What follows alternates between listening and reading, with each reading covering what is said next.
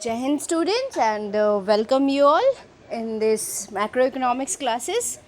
और हम लोग सॉल्व कर रहे थे नेशनल इनकम एस्टिमेशन के कुछ प्रॉब्लम्स, जिसमें आप लोगों के डाउट्स आ रहे थे बार बार, और उन्हीं डाउट्स को ध्यान में रखकर मैं ये वीडियोस बना रही हूँ। Yesterday also I solved one questions related to GDP calculation.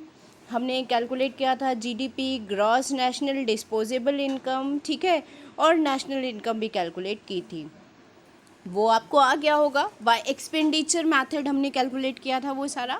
और आज जो है कुछ स्टूडेंट्स ने मुझे क्वेश्चन किया था, so I am going to explain you this question. ठीक, इसमें कुछ डाउट्स आ रहे थे एंड दैट इज़ वाई ये क्वेश्चन मैंने आज लिया है। प्राइवेट इनकम कैलकुलेट करनी थी, net domestic product at factor cost, और दूसरा प्राइवेट इनकम। हाँ, ये दोनों चीज़ें हमें कैलकुलेट करनी थी इस क्वेश्चन में। आपको क्वेश्चन ये क्लियरली नज़र आ रहा होगा, I hope so. Now move on to the solution part. मैंने सॉल्यूशन उसका पहले से करके रखा है, मैं आपको एक्सप्लेन कर देती हूँ।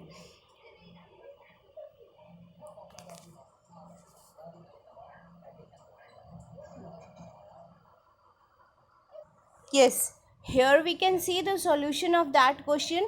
और इसमें हम चलेंगे थोड़ा नीचे की तरफ से, मूव ऑन करना शुरू करते हैं। पहले हमें प्राइवेट इनकम में आप लोगों को डाउट हो रहा था, तो लेकिन क्वेश्चन में दो चीज़ें पूछी हुई हैं। क्वेश्चन में पूछा है आपसे net domestic product at factor cost, और दूसरा पूछा है प्राइवेट इनकम। तो पहले हम फर्स्ट पार्ट को कैलकुलेट करते हैं। वो क्या है आपका? Net domestic product at factor cost. तो ये किस तरह से कैलकुलेट होगा, यहाँ पर मैंने लिखा हुआ है इसको।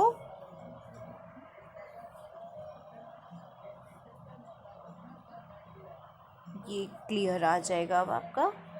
Yes, net domestic product at factor cost. इसमें क्या क्या चीज़ें इंक्लूड होंगी? देखो, वेजेस एंड सैलरीज क्वेश्चन में दिया हुआ है आपको। Contribution to social security scheme by employees, ये भी आपको दिया हुआ है, या बाय एम्प्लॉयर्स, ये दिया हुआ है आपको। Then rent, interest, corporate taxes, dividend, undistributed profits. अब ये चीज़ें क्या निकल कर आ रही हैं? एनडीपी एट एफसी तो हैं, लेकिन अब ये क्वेश्चन में समझ में आ रहा होगा कि ये सब चीज़ें एक्सपेंडिचर मेथड की नहीं है, फॉर श्योर नहीं है। हमेशा ये ध्यान में देने वाली बात है बेटा जी लोग, that you have to focus on the question. पहले आप क्वेश्चन को समझिए कि वो क्या पूछ रहा है आपसे, और उस क्वेश्चन को आंसर करने के लिए आपको क्या इन्फॉर्मेशन प्रोवाइड की जा रही है, ठीक है। तो यहाँ इस क्वेश्चन में आपको रेंट दिया हुआ है।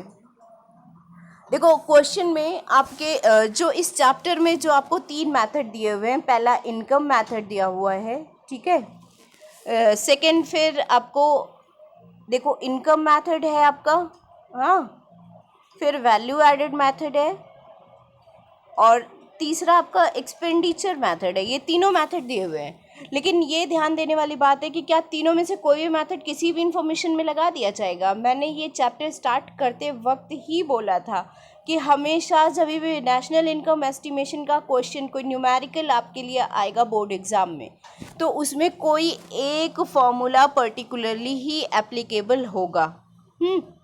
और ये भी बताया था मैंने आपको कि उस एक मेथड जो भी मेथड एप्लीकेबल होगा, चाहे जो भी इनमें से हो, ठीक है, उससे रिलेटेड इन्फॉर्मेशन ही आपको दी होगी। क्यों? क्योंकि इन तीनों में आपको बेस अलग अलग है। अगर बेस अलग अलग है तो फॉर श्योर जो आपके कंपोनेंट्स होंगे, नेशनल इनकम के कंपोनेंट्स होंगे, वो भी आपके अलग अलग हो जाएंगे, ठीक है। फॉर एग्जांपल, इनकम मेथड से जब आप कैलकुलेट कर रहे हो नेशनल इनकम को, तो उसमें आप फैक्टर इनकम कॉस्ट कैलकुलेट करना शुरू कर देते हो, है ना। तो फैक्टर्स की इनकम किसी भी मेथड से जो भी आई हुई हैं वो चीज़ें आप कैलकुलेट करते हो, ओके। अब यहाँ पर क्या चीज़ें आ जाती हैं? यहाँ पर आपकी इनकम किस किस सोर्सेज से हो सकती हैं, वो सारे सोर्सेज आ जाते हैं आपके। और वो सोर्सेज कौन से होते हैं भाई? वो सोर्सेज होते हैं आपकी सैलरीज़ हो सकती हैं, वेजेस हो सकती हैं, कैश में, काइंड में, किसी भी तरह के, या और भी कोई बेनिफिट आपको आपके एम्प्लॉयर की तरफ से मिल रहा है, जैसे कि आपका social scheme social welfare schemes में किसी भी तरह का एम्प्लॉयर का कंट्रीब्यूशन, वो सब का आपका काउंट हो जाएगा, ठीक है। तो अब ये ध्यान में देने वाली बात है, क्वेश्चन पढ़ा बोर्ड एग्जाम का, ये सीधा सा फंडा है बेटा जी। दैट आपने क्वेश्चन पढ़ा, इनमें से कोई एक चीज़ अगर आपको नज़र में आ गई, सैलरीज, वेजेस, आपका एम्प्लॉयर्स का कंट्रीब्यूशन दिया हुआ है, ठीक है, रेंट दिया हुआ है, तो ये सीधे सीधे कहाँ पर पहुँच जा रहा है, इनकम मेथड पर पहुँच जा रहा है। इसका मतलब वहाँ फॉर्मूला किसका लगेगा, इनकम मेथड का लगेगा, ठीक है। जबकि आप वैल्यू एडिड मेथड पर आ जाइए, तो यहाँ पर क्या था, गुड्स की वैल्यू इंक्रीज आप नोट डाउन कर रहे थे, है ना। प्राइमरी सेक्टर में कितना वैल्यू ऐड हुआ वो लेते थे आप, net value added in primary sector, net value added in tertiary sector और net value added in secondary sector. ये तीनों सेक्टर्स का नेट वैल्यू एडेड ही आप ले लेते थे, उन तीनों को ऐड कर लेते थे और आपका वैल्यू एडेड मेथड से इनकम निकल कर आ जाती थी, ठीक है। तो अब अगर आपको प्राइमरी सेक्टर, टैरिशरी सेक्टर ऐसा कुछ क्वेश्चन में दिया हुआ है, then for sure you have to apply this method. अब एक्सपेंडिचर मेथड पर आ जाओ। एक्सपेंडिचर मेथड में क्या है, अगर आपको एक्सपेंसेस दिए हुए हैं, हाँ, गवर्नमेंट एक्सपेंडिचर इतना है आपका, capital formation, fix capital formation इतना है, ठीक है, फिक्स कैपिटल कंजम्पशन इतना है। तो यहाँ पर क्या खर्चे की बात हो रही है, एक्सपेंसेस, एक्सपेंडिचर्स, इन सब की बात हो रही है। तो अब एकदम क्लियर है कि क्वेश्चन आपसे कह रहा है कि एक्सपेंडिचर मेथड से आपको जीडीपी, एनडीपी जो भी कुछ कैलकुलेट करना है वो कैलकुलेट करना है भाई, लेकिन लगेगा कौन सा, एक्सपेंडिचर मेथड। क्यों, क्योंकि कंपोनेंट्स आपको उसके दिए हुए हैं, ठीक है। तो अब सिमिलरली यहाँ इस क्वेश्चन में भी कंफ्यूजन आपको इसी वजह से हुई, आपको एनडीपी कैलकुलेट करने के लिए कहा हुआ है क्वेश्चन में, net domestic product at factor cost, ये कैलकुलेट करने के लिए कहा हुआ है। आप पर समझ रहे हैं कि एक्सपेंडिचर मेथड से आएगा, लेकिन यहाँ पर क्वेश्चन में आपको क्या दिया हुआ है, यहाँ पर क्वेश्चन में दिया हुआ है भाई वेजेस दी हुई हैं, सैलरीज दी हुई हैं, करंट ट्रांसफ़र टू अब्रॉड दिया हुआ है, रेंट दिया हुआ है, ठीक है, इंटरेस्ट दिया हुआ है, ये सारी चीज़ें आपको दी हुई हैं। तो फॉर श्योर डिविडेंड्स हैं, अनडिस्ट्रीब्यूटेड प्रॉफिट्स हैं, तो ये किसके कंपोनेंट हैं, ये कंपोनेंट है इनकम मेथड के। हाँ, इनकम मेथड में जब आप कैलकुलेट करते हो एनडीपी, जीडीपी, तब आपको इन सब चीज़ों की ज़रूरत पड़ती है। तो अब आप आ जाइए नेशनल डोमेस्टिक प्रोडक्ट या net domestic product at factor cost calculate करने के लिए आपको क्या करना होगा, वेजेस एंड सैलरीज, ठीक है, इसमें आप ऐड कर दोगे contribution to social security scheme by employers, क्या उन्होंने किया, मतलब यहाँ पर आ गया इन कैश, यहाँ पर आ गया आपका इन काइंड या अदर बेनिफिट्स जो भी मिल रहे हैं एम्प्लॉयर से। उसके बाद ये आपका ऑपरेटिंग सरप्लस वाला फैक्टर आ गया, यहाँ पर अनडिस्ट्रीब्यूटेड प्रॉफिट्स आ गए, ठीक है। ये सारी चीज़ें ऐड करके आप क्या निकाल ले रहे हो, net domestic product at factor cost निकाल ले रहे हो, ठीक है। अब मैं अगर एक क्वेश्चन आपसे यहाँ पर पूछ लूँ and you have to reply me in the evening session में आपको मुझे इस क्वेश्चन का रिप्लाई देना है, एनडीपीएफसी ये आप यहाँ पर कैलकुलेट कर ले रहे हैं, ठीक है। मेरा क्वेश्चन ध्यान से सुन लीजिएगा, इवनिंग सेशन में I expect answer of this question from every student कि एनडीपीएफसी ये आप कैलकुलेट कर चुके हैं, ठीक है। तो एनडीपीएफसी कैलकुलेट करने के बाद में अगर आपको मैं कहूँ कि आपको एमपी कैलकुलेट करना है या एनएनपी,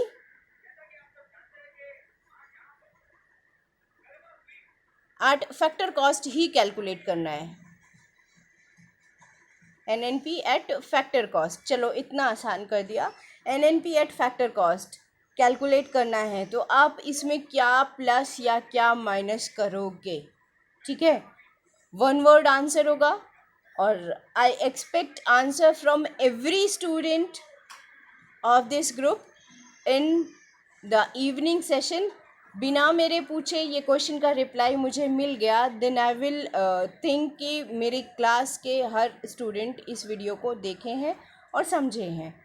ये मेरे लिए एक काइंड ऑफ मोटिवेशन होगा जिससे मुझे लगेगा कि मुझे और अच्छा करना चाहिए, मेरे बच्चे उसका इंतज़ार कर रहे हैं, ठीक है। This is your assignment for today, okay. Now coming towards the topic, आज का जो हमारा क्वेश्चन चल रहा था वो क्या था कि आपको ये सब ऐड करके आपको क्या मिल गया, NDP@FC मिल गया। ये आपने figures, relative figures put on की और आपको NDP@FC मिल गया। यहाँ पर कितना है, 1600 करोर्स, ठीक है। ये आपको NDP@FC मिल गया। अब आप factor income from net domestic product accruing to private sector, ये तो आपने नेट डोमेस्टिक प्रोडक्ट निकाला है। यहाँ ये चीज़ क्लैरिफाई कर लीजिएगा कि यहाँ आपने नेट डोमेस्टिक प्रोडक्ट निकाला है, ठीक है, लेकिन आपको factor income from private sector निकालनी है। प्राइवेट सेक्टर से आपकी डोमेस्टिक टेरिटरी में क्या फैक्टर इनकम निकल कर आ रही है, तभी आप प्राइवेट इनकम निकाल सकते हो। क्योंकि प्राइवेट इनकम क्या है, प्राइवेट इनकम उन सब का एग्रीगेट है जो कि एक डोमेस्टिक टेरिटरी में या फिर कह लीजिए डोमेस्टिक टेरिटरी से बाहर, ठीक है, उस पर्टिकुलर इकोनॉमी से रिलेटेड जो वहाँ के रेजिडेंट्स सिटीजन्स हैं या फैक्टर्स ऑफ प्रोडक्शन हैं, इन्वॉल्व हैं इकोनॉमी में, ठीक है, डोमेस्टिक टेरिटरी में या उसके बाहर कहीं पर भी, और वो फैक्टर्स प्रोडक्शन प्रोसेस में इन्वॉल्व होकर उनको रिटर्न मिल रहा है, ठीक। तो अ factor income from NDP accruing to private sector, ये निकालने के लिए आपको क्या करना है, NDP/FC जो अभी आपने कैलकुलेट किया 1600 करोर्स, इसमें से माइनस कर दोगे domestic product accruing to government. भाई प्राइवेट सेक्टर का हमको निकालना है तो फॉर श्योर इसमें से गवर्नमेंट सेक्टर का हम माइनस कर देंगे। और ये इन्फॉर्मेशन आपको क्वेश्चन में एकदम क्लियरली दी हुई है that it is of 300 crores. तो आपने माइनस कर दिया, बहुत आसानी से आपको कैलकुलेट हो जाएगा। 1300 करोर्स का आपका फैक्टर इनकम फ्रॉम NDP है, ठीक है, फ्रॉम प्राइवेट सेक्टर। अब प्राइवेट सेक्टर की फैक्टर इनकम हमको मिल गई डोमेस्टिक टेरिटरी के अंदर, ठीक है, लेकिन हमें क्या कैलकुलेट करना है, प्राइवेट इनकम, ठीक।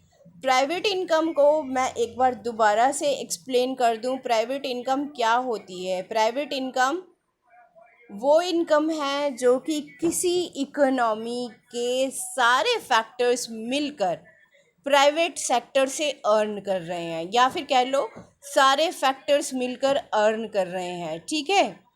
अब इसमें सब तरफ से कहाँ कहाँ से फैक्टर इनकम आ सकती है, भाई प्राइवेट सेक्टर के जो एम्प्लॉयज़ हैं उनको क्या क्या मिला वो हम ऑलरेडी यहाँ इंक्लूड कर चुके हैं, ठीक है, यहाँ पर, हाँ, यहाँ कैलकुलेट कर चुके 1300 करोड़।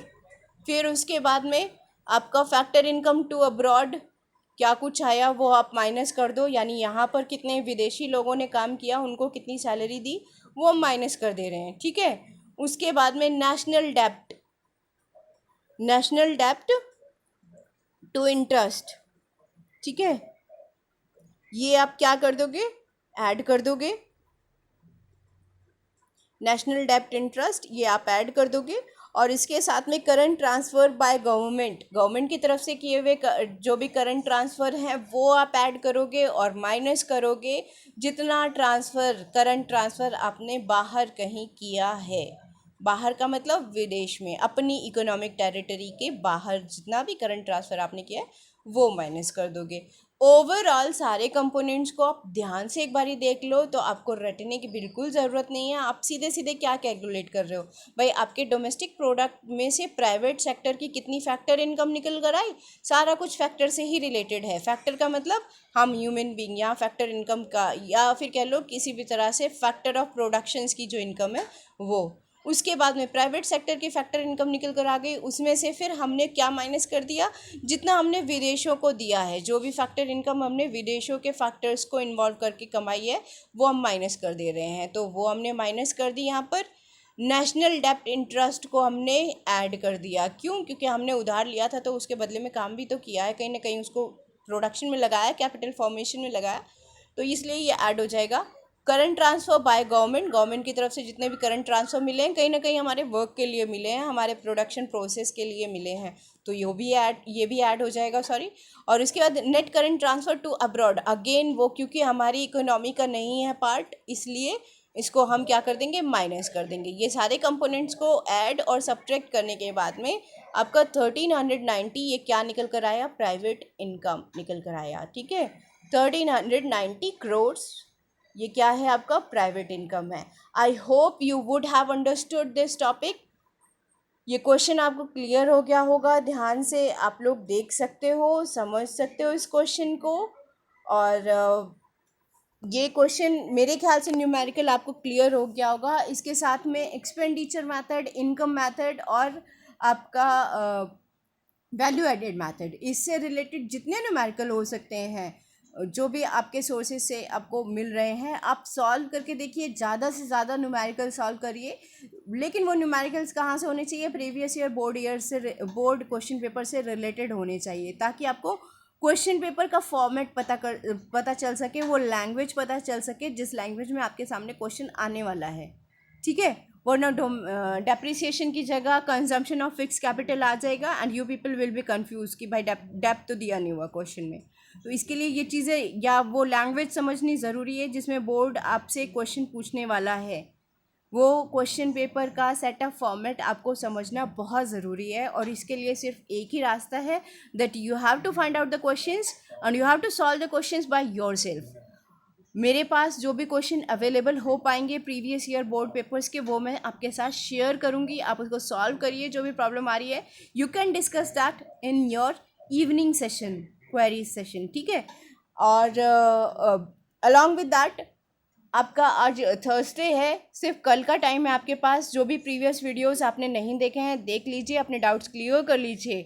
ठीक है, इवनिंग सेशन में on Saturday we will have a test of first unit of macro economics, that is national income, estimation of national income. इसमें सारे टॉपिक्स जितना भी मैंने कवर किया है, आपका जीडीपी कैसे मतलब ग्रॉस डोमेस्टिक प्रोडक्ट को आप नेट नेशनल प्रोडक्ट में कैसे कन्वर्ट कर सकते हो, फैक्टर कॉस्ट को मार्केट प्राइस में कैसे कन्वर्ट कर सकते हो, मार्केट प्राइस को फैक्टर कॉस्ट में कैसे कन्वर्ट करोगे। इसके अलावा income method, expenditure method, value added method, ये सारी चीज़ें, personal income, personal disposable income, national income, ये सारे कॉन्सेप्ट्स का टेस्ट मैं लेने वाली हूँ सैटरडे को। So be prepare for that and I hope that you people will not disappoint me. That's all for today. Thank you and have a good day.